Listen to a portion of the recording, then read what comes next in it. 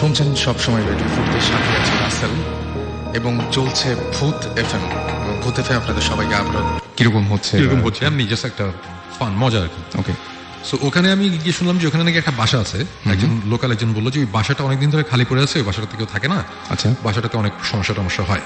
তখন আমি জিজ্ঞেস করলাম যে তাহলে মালিক কোথায় থাকে, তখন বললো যে মালিক অ্যাকচুয়ালি কানাডায় কোনো একটা ইউনিভার্সিটির প্রফেসর, উনি কানাডার সিটিজেন হয়ে গেছে, উনি ওখানেই থাকে, বাট উনি এই বাসাটা অ্যাকচুয়ালি কিনেছে আরেকজনের কাছ থেকে এবং এই বাসায় কেউই থাকে না, একটা কেয়ারটেকার জাস্ট বাইরে একটা বিল্ডিং এ থাকে। ওকে, সো তখন আমি বললাম যে আচ্ছা ইন্টারেস্টিং, তাহলে কি ওখানে ঢোকা যাবে কিনা। তখন আমরা যেটা করলাম যে পারমিশন নিতে গিয়ে মালিক নাই, সো কেয়ারটেকার বললাম যে দেখেন ভাই আমরা অ্যাকচুয়ালি রাত্রিবেলা একটু দেখতে চাই, শুনছি বাসাটা থেকে একটু অন্যরকম। কেয়ারটেকার বললো যে ঠিক আছে অসুবিধা নেই আপনারা আসতে পারেন। আচ্ছা, রাতে আমি গেলাম, তখন তো অ্যাকচুয়ালি আমার ওইরকম টিভি শো ওই প্ল্যানগুলো প্ল্যান করে আমি ওখানে যাই না। সো বাট ফরচুনেটলি আমার কাছে একটা হ্যান্ডিক্যাম ছিল, ছোট একটা ক্যাম্পকর্ডার ছিল, তো ছোট একটা ক্যাম্পকর্ডার, আর যে শুটিং এর জন্য ওই যে ওয়াকিটকি ছিল, রেড ডটের শুটিং ছিল, তো আমি শুভ্র ভাইয়ের কাছ থেকে আমি বললাম যে আপনার ওয়াকিটকি গুলো দেন, আমাদের লাগবে। আমরা 3 জন গেলাম তখন। ওকে, তো ওখানে ঢুকলাম, ইন্টারেস্টিং ব্যাপার হচ্ছে আমরা ঢুকেছি রাত 11:15টার দিকে।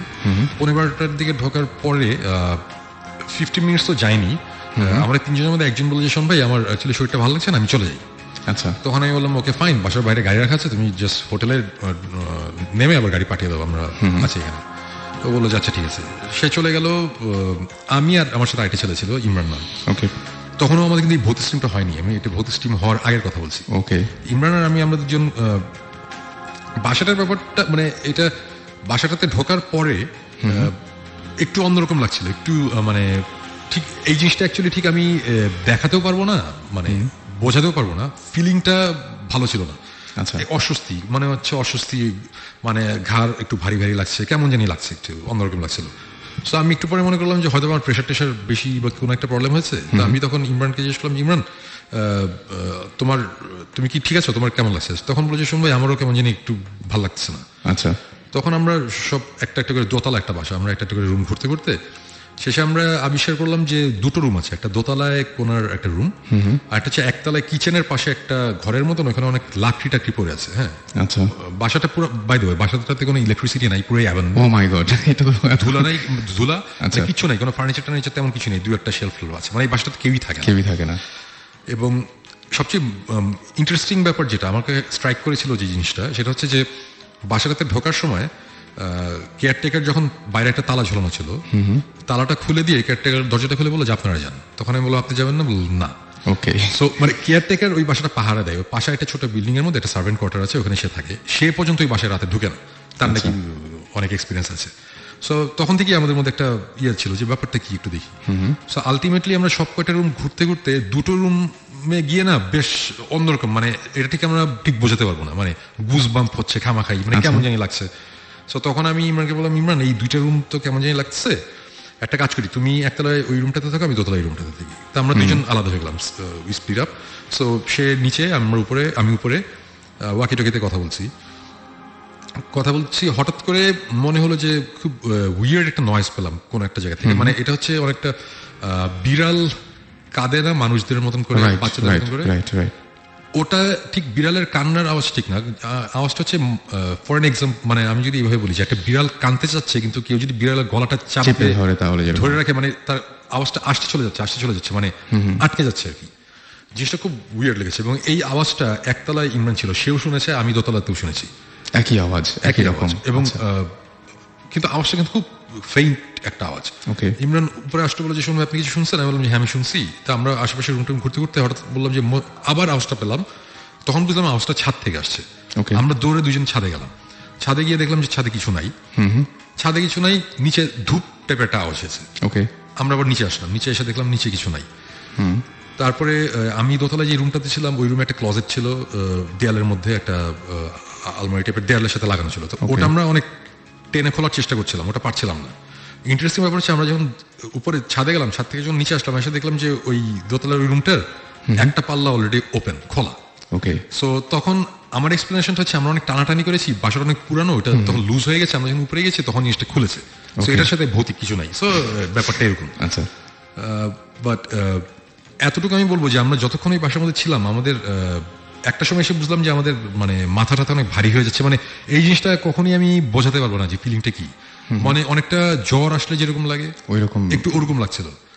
তারপরে একটা সময় আমরা ওখানে থাকতে থাকতে একটা সময় যেটা হলো যে আমি ওয়াকিটকিতে নিচে একতলায় তখন ইমরান, দোতলায় আমি, আমরা আলাদা হয়ে গেছি। ওয়াকিটকিতে ওকে বলছি আচ্ছা তুমি তো কিচেনের পাশে দেখো, মানে পুরো ঘটনাটা ছিল এরকম যে তুমি তো কিচেনের পাশে অনেক খিদা লাগছে, দেখো তো ফ্রাইড চিকেন টিকেন পাওয়া নাকি, ফাইলিং করছি জাস্ট মানে হালকা করার জন্য সিচুয়েশন, কজ একটু কেমন জানি লাগছিল। আমার কথাটা তখন শেষ হয় নাই, ঠিক আমার পায়ের পিছনে, এক হাত পিছনের দিকে হবে, মানে ফ্লোরের মধ্যে মনে হলো যে খুব জোরে, মানে ভয়ঙ্কর জোরে একটা আওয়াজ, মানে কেউ একটা কিছু দিয়ে ফ্লোরের মধ্যে খুব জোরে বাড়ি দিল। আচ্ছা, ঠাস করে একটা আওয়াজ, এবং আমি ডেফিনেটলি আমি ভয় পেয়েছি। আমি সাথে সাথে ঘুরেছি যে কি, এটা একটা অ্যাবান্ডেন্ট একটা বাসা, দোতলা একটা রুমের মধ্যে আমি আছি এবং এই রুমে কিচ্ছু নাই, কোনো একটা ফার্নিচার নাই, হঠাৎ করে কিসের আওয়াজ। আমি ঘুরেছি, ঘুরে আমি কিছু দেখিনি। আওয়াজটা এতই জোরে হয়েছিল, মানে বেশ জোরে। ইমরানও দৌড়ে উপরে চলে এসেছিল, যে মানে সেও ভয় পেয়েছে যে উপরে কি হচ্ছে। এবং তখন আমরা বেশ ভয় পেলাম। তখন তারপর থেকে ওই আওয়াজটার পরে নেক্সট 30 মিনিটসের মতন যাবতীয় জিনিসপত্র আমরা এক্সপিরিয়েন্স করেছি, যাবতীয় জিনিসপত্র। মানে আমি ঠিক এটা, আমি কিন্তু বলছি না যে আমরা ভূত দেখেছি, আমি বলবো না যে সাদা শাড়ি পরে একজন এসে সামনাসামনি দেখা গেছে, এরকম কিছু না, নাথিং লাইক দ্যাট। বাট আমরা যেসব জিনিসপত্র এক্সপিরিয়েন্স করেছি, এটা মানে আমি এখন বলছি না, এগুলো জিনিসপত্র সবই ডেফিনেটলি ভৌতিস্টের যখন টিভি শোটা আসবে ওখানে আসবে। বাট এরকম কিছু জিনিসপত্র আমরা এখানে দেখেছি যেটা কোন অবস্থাতেই বাংলাদেশের একটা মফস্বল টাউনের একটা বাসার মধ্যে, যে বাসাটা 70-80 বছর আগে বানানো হয়েছে, সেই বাসায়, ওই বাসার কনস্ট্রাকশন, মানে বাসাটা বানানো যে হয়েছে, সে আমি একটা সাইন দেখেছি একটা ফ্লোরের মধ্যে খোদাই করা, মোজাইকের মধ্যে, এগুলো জিনিস থাকার কথা না। এগুলো খুব, আমি জাস্ট এতটুকু ভেঙে বলি যে সাউথ আমেরিকান ডেভিল ওয়ার্শিপ করতে গেলে যেসব জিনিসপত্র লাগে, যে টাইপের জিনিসপত্র লাগে, আমি এই টাইপের কিছু জিনিসপত্র আমরা এখানে দেখেছি আছে ওই বাসায়। মানে একটা রুম আছে, রুমটার যে শেপ, ফ্লোরের মধ্যে যে ডিজাইন, দিস ইজ অ্যাবসার্ড। এটা হতেই পারে না যে বাংলাদেশে কোনো মফস্বল শহরের একটা বাসার মধ্যে আমরা এই সব জিনিসপত্র আছে, আমাদের কাছে আছে, আমাদের ভিডিও ফুটেজ আছে, আমরা যে আওয়াজ শুনেছি আওয়াজেরও অডিও ফাইল আমাদের কাছে আছে। এই টাইপের অবস্থায় আমরা চলে এসেছি। আমরা রাত 3:15টার দিকে আমরা বের হয়ে এসেছি, আমরা থাকতেই পারিনি, বিকজ প্রচন্ড রকম একটা কেমন বাজে ফিলিং হচ্ছে। সময় আমি এমনি কয়েকটা জায়গায় পেয়েছি এরকম যে একটা মানে ভূত অনেকেই দেখে না বা সামনাসামনি এরকম কোনো কিছু ঘটে না, কিন্তু প্রথম লক্ষণ হচ্ছে নাকি যে মানে যেটা যে অসুস্থ হয়ে যাবে, মানে কোন একটা মানে ফিজিক্যাল কোন একটা চেঞ্জ আসবে। এটা আমি অনেক জায়গায় অনেকভাবে শুনেছি, এবং আমি জাস্ট এই ঘটনাটা শেষ করি এভাবে। ঘটনাটা যাই হোক নাই হোক, আমরা 3:15টার সময় বের হয়ে চলে এসেছিলাম। যখন আমরা হোটেলে এসেছি, হোটেলে আস্তে আস্তে ইমরান বললো যে শুনবে আমার শরীর অনেক খারাপ লাগছে, রাইট। আমরা শুয়ে পড়ছি আয়সা। আমাদের যে ভিডিও ফুটেজটা ছিল, ওই ভিডিওর ফুটেজটা তখন ওই যে শুভ্র ভাই ওখানে ছিল, গাজী শুভ্র, রেড ডটের, ওনারা যে অ্যাডের কাজের জন্য। শুভ্র ভাইকে আমি দিয়ে বললাম, শুভ্র ভাই এই যে এই ক্যামেরার এই ফুটেজ, আমার কাছে একটা ফুটেজ আছে, এই টেপটা আছে, টেপটা আপনি রেখে দেন, রেড ডটে পুরো আন্ডার লক এন্ড কি রাখেন, এটা খোলার দরকার নেই। আচ্ছা, এটা যখন আমাদের মনে হবে যে খোলার টাইম হয়েছে তখন আমরা খুলবো, এখন দেখার দরকার নেই। এখানে কিছু জিনিসপত্র আমরা দেখেছি যেটা বা আওয়াজ আছে, আমার কাছে ভালো না, এখন খুলতে চাই না, বেশ অশুভ লাগছিল। হ্যাঁ, শুরু ওটা ওইভাবেই রেখে দিয়েছিল। এবং আসার সকালবেলা মানে ঘুমাতে গেলাম রাত তখন কত, সকালের দিকে ঘুমাতে গেছি, দুপুর 12টার দিকে বোধহয় ঘুম থেকে উঠলাম। ওঠার পর ইমরানের, আমি বুঝলাম যে আমার অনেক জ্বর, আমার 102-এর মতন জ্বর ছিল, আর ইমরানের তখন অনেক জ্বর এবং সে বমি করছে কন্টিনিউয়াসলি।